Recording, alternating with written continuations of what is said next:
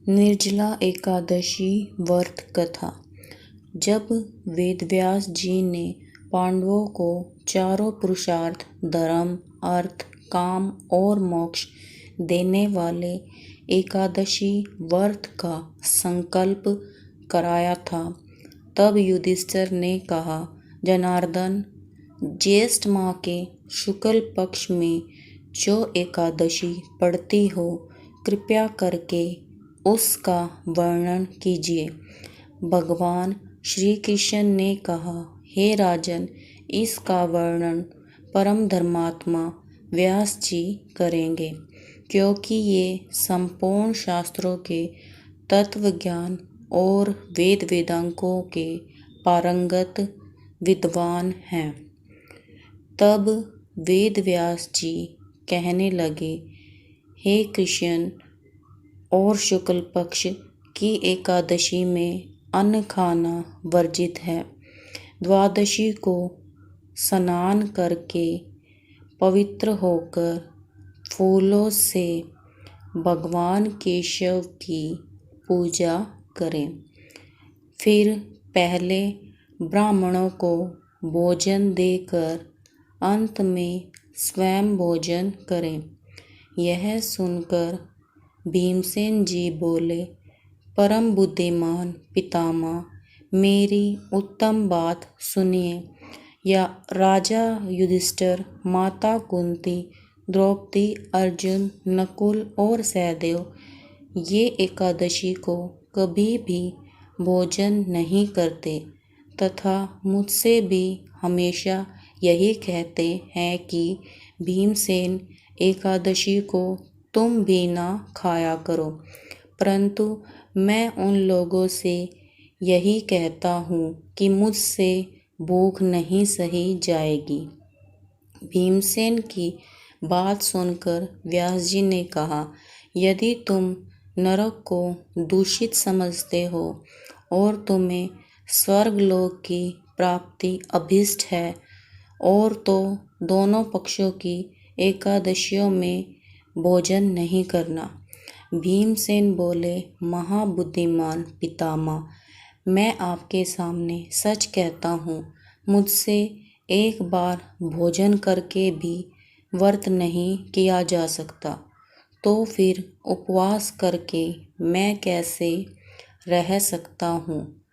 मेरे उदर में वृक्क नामक अग्नि सदा प्रज्वलित रहती है, अतः जब मैं बहुत अधिक खाता हूँ तभी यह शांत होती है।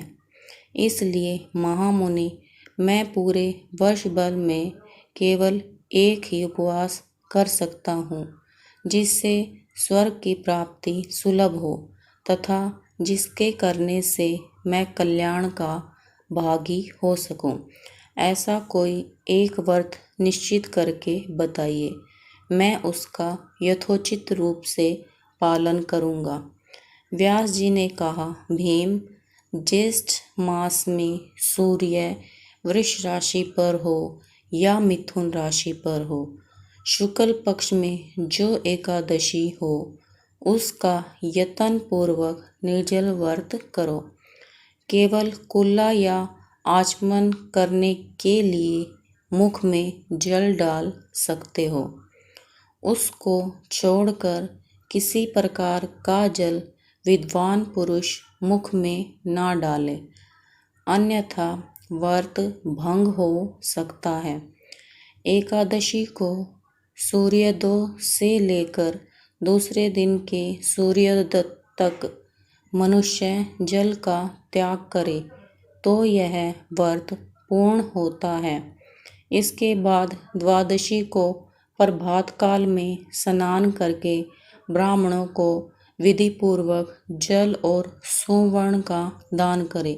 इस प्रकार सब कार्य पूरा करके जितेंद्रिय पुरुष ब्राह्मणों के साथ भोजन करे। वर्ष भर में जितनी एकादशियां होती हैं, उन सब का फल इस निर्जला एकादशी से मनुष्य प्राप्त कर लेता है। इसमें तनिक भी संदेह नहीं है। शंख, चक्र और गदा धारण करने वाले भगवान केशव ने मुझसे कहा था कि यदि मानव सबको छोड़कर एकमात्र मेरी शरण में आ जाए और एकादशी को निराहार रहे तो वह सब पापों से छूट जाता है।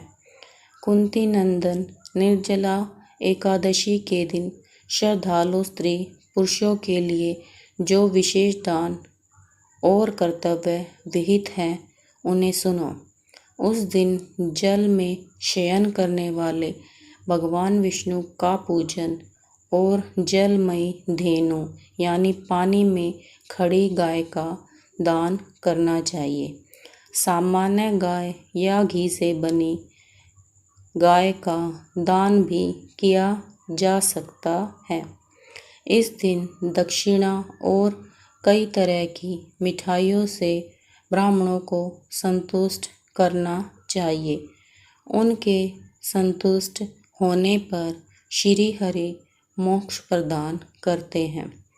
जिन्होंने श्री हरि की पूजा और रात्रि में जागरण करते हुए इस निर्जला एकादशी का व्रत किया है, उन्होंने अपने साथ ही बीती हुई 100 पीढ़ियों को और आने वाली 100 पीढ़ियों को भगवान वासुदेव के परम धाम में पहुंचा दिया है। निर्जला एकादशी के दिन अन्न, वस्त्र, गौ, जल, शैया, सुंदर आसन, कमंडलू तथा छाता दान करनी चाहिए। जो श्रेष्ठ तथा सुपात्र ब्राह्मण को जूता दान करता है, वह सोने के विमान पर बैठकर स्वर्गलोक में प्रतिष्ठित होता है। जो इस एकादशी की महिमा को भक्तिपूर्वक सुनता अथवा उसका वर्णन करता है, वह स्वर्गलोक में जाता है। चतुर्दशी युक्त अमावस्या को सूर्य ग्रहण के समय श्राद्ध करके मनुष्य जिस फल को प्राप्त करता है, वही फल इस कथा को सुनने से भी मिलता है। भीमसेन ज्येष्ठ माह में शुक्ल पक्ष की जो शुभ एकादशी होती है, उसका निर्जल व्रत करना चाहिए। उस दिन श्रेष्ठ ब्राह्मणों को शक्कर के साथ जल के घड़े का दान करना चाहिए। ऐसा करने से मनुष्य भगवान विष्णु के समीप पहुंचकर आनंद का अनुभव करता है। इसके बाद द्वादशी को ब्राह्मण भोजन कराने के बाद स्वयं ही भोजन करे। जो इस प्रकार पूर्ण रूप से पापनाशनी एकादशी का व्रत करता है, वह सब पापों से मुक्त हो जाता है, आनंदमय पद को प्राप्त कर लेता है।